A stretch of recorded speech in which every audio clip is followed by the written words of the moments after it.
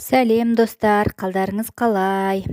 Бүгінгі келіп жеткен 8 наурыз халықаралық әйелдер күнімен баршаңызды құттықтаймыз.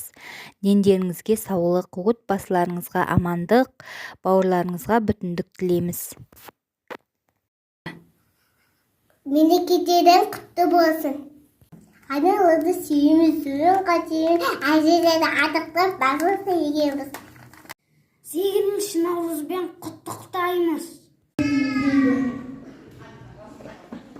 Анамның ғана қолдарын ұстасам жұмсақ мақтаған, жанымның болып қорғаны мың бір пәледен сақтаған.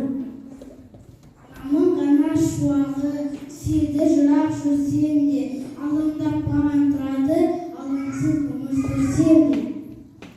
Анамның ғана өмірі сәулесі қопар санама, анамның ғана өмірім жұмсалама.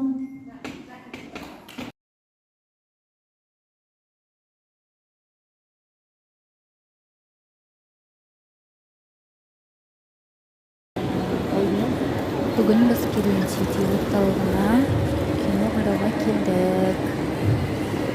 Назар аудар командасының түсірген киносы «Маған назар аудар» деген кинодан шықтық. Жақсы кино екен, ұнады бізге.